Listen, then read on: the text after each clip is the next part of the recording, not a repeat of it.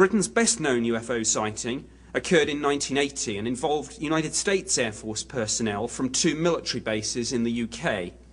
There were multiple witnesses, and an object was seen to land in a place called Rendlesham Forest. A Geiger counter was used to take radiation readings at the landing site, and the assessment undertaken by the MOD's Defence Intelligence staff stated that the levels recorded seemed, quote, significantly higher than the average background, unquote. We're fortunate to have 2 of the witnesses to these events here today, and I'd like to hand over to one of them now so he can give you some specifics. Thank you. My name is James Penniston, United States Air Force retired. In 1980, I was assigned to the largest tactical fighter wing in the Air Force at the time. I was stationed at RAF Woodbridge, England. I was the senior security officer in charge of that base security. At that time, I held a top secret U.S. and NATO security clearance and was responsible for the protection of the war-making resources for that base. Shortly after midnight on the 26th of December 1980, Staff Sergeant Steffens briefed me that some lights were seen in Rendlesham Forest, just outside the back gate. He informed me that whatever he seen didn't crash. He told me it landed. I discounted that and reported to the control center at the base that we had a possible downed aircraft. I then ordered Airman Kabanzak, A1C Burroughs to respond with me off-site. When we arrived to the suspected crash site, it quickly became apparent that we were not dealing with a plane crash, or for that matter, anything else we've ever responded to. There was a bright light emanating from an object on the forest floor. As we approached it on foot, a silhouetted triangular craft about 9 feet long, 6.5 feet high, came into view.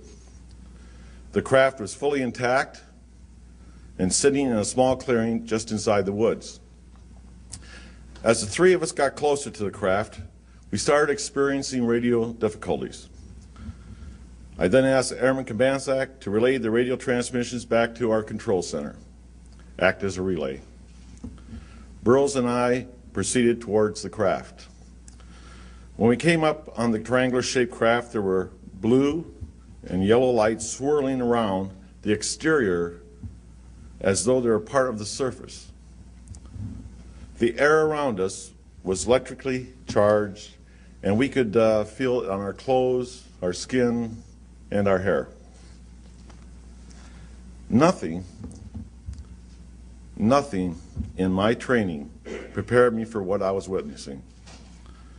After 10 minutes without any apparent aggression, I determined the craft was non-hostile to my team and to the base. Following the security protocols, we completed a thorough on-site investigation. This included a full physical examination of the craft, which included photographs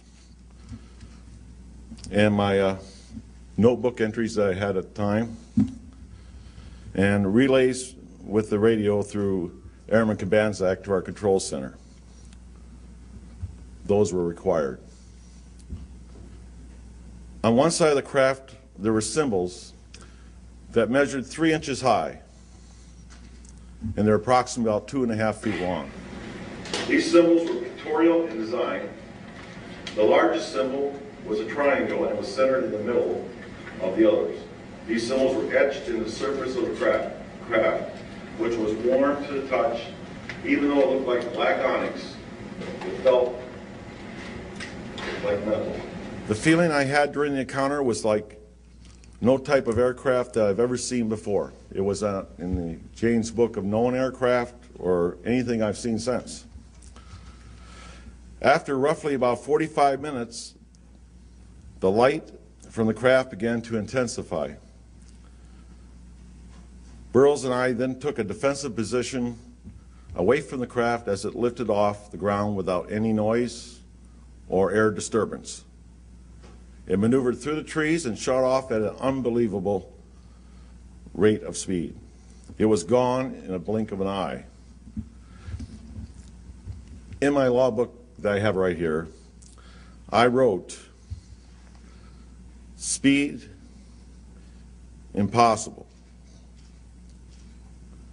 That night, over 80 Air Force personnel, all trained observers assigned to the 81st Security Police Squadron, witnessed the takeoff. The information acquired during that investigation was reported through my military channels. The team and witnesses were told to treat the investigation as top secret, and no further discussion would be allowed. The photographs that we retrieved from the base lab, 2 rolls of 35 millimeter, of course, were apparently overexposed. Thank you. Good morning, ladies and gentlemen. My name is Charles I. Halt. In 1991, I retired from the U.S. Air Force as a colonel.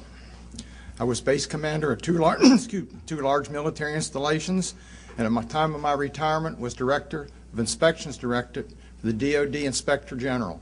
In that capacity, I had inspection oversight of all military services and defense agencies. In 1980, I was the deputy base commander, RAF Bentwaters, the largest twin base complex in East Anglia. At the time, this was the largest tactical fighter wing in the Air Force. In late December 1980, I was called upon to investigate a very strange event, an event that was distracting our security police from their primary duties.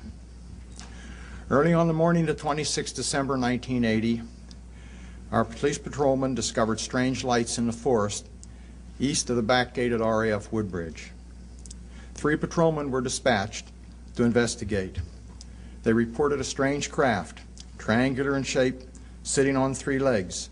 The craft was approximately 3 meters on a side. It had multiple lights. It rapidly maneuvered and quickly disappeared.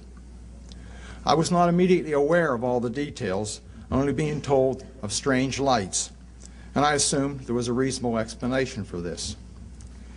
2 nights later at the family Christmas party, I was interrupted by the on-duty police commander. He told of strange events and said it was back. Since my boss had to present awards, I was tasked to go out and investigate. I fully expected to find an explanation.